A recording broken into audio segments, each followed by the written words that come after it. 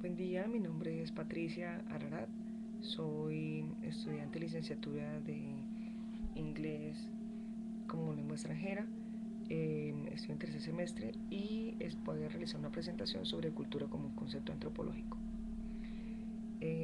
Primero vamos a hablar acerca de los dos conceptos fundamentales sobre la antropología y la cultura.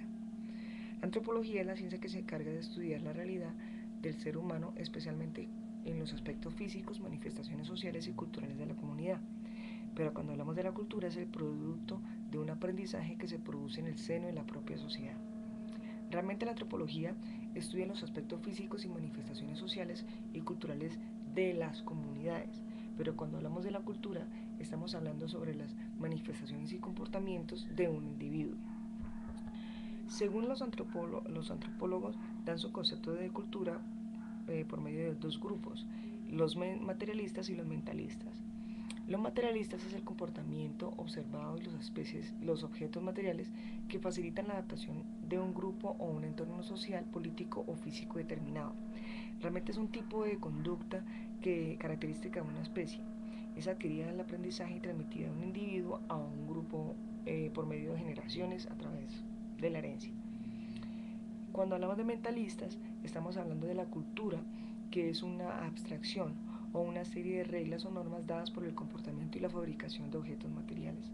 En este caso, yo tengo un ejemplo como los científicos, como los investigadores.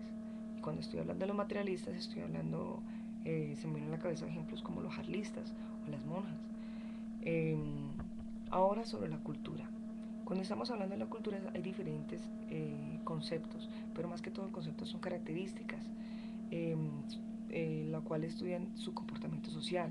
Los aspectos de un grupo determinado responden a un modelo único de cultura. La cultura está sujeta a procesos de cambio y resultado de los contactos de otros grupos.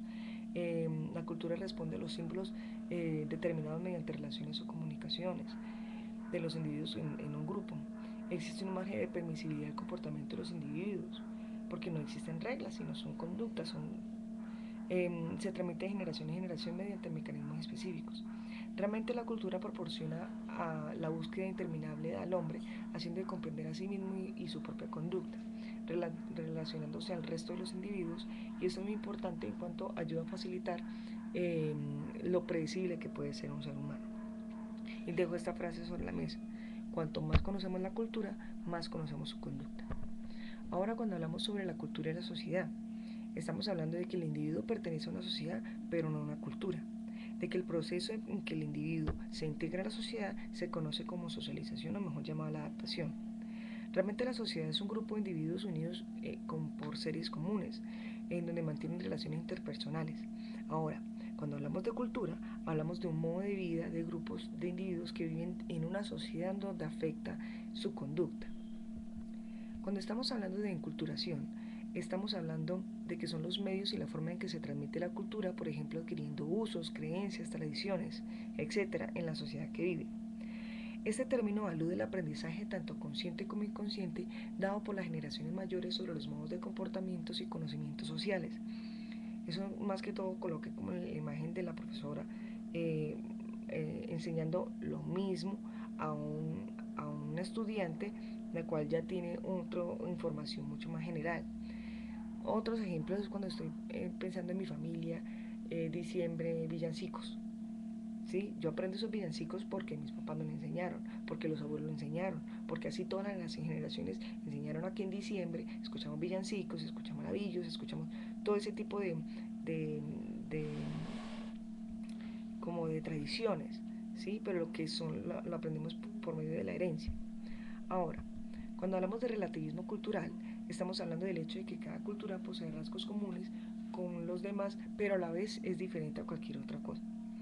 El ejemplo práctico son los paisas.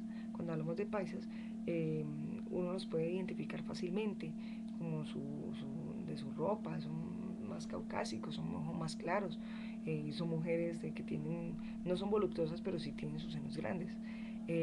La manera de hablar, el comportamiento, que son confianzudos.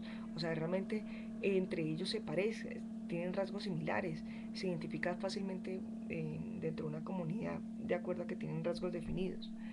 Ahora, cuando estamos hablando de etnocentrismo, estamos hablando de la tendencia a considerar el modo de vida propio preferible al de los demás y se resaltan sus buenas cualidades sobre la de los demás.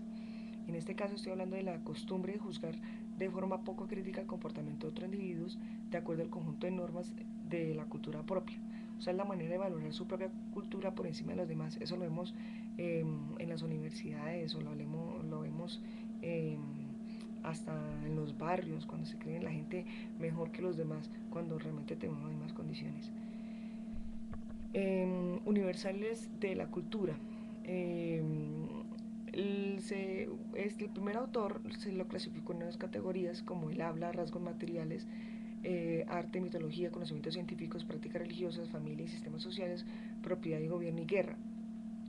Pero los segundos autores lo clasificaron cultura como el comportamiento de subsistemas, como la lengua, sociedad, tecnología e ideología. Cada uno de estos tienen sus subsistemas. Y estos tres puntos muy importantes son la universalidad y otras categorías sociales. La necesidad del hombre como requisito previo para formar una sociedad y así solventar las necesidades básicas. El proceso de invención, difusión o dispersión de cualquier rasgo cultural. La convergencia de las formas culturales debido a las ventajas que se presentan para su adaptación. Esos son los puntos importantes para aprender de la cultura y la antropología.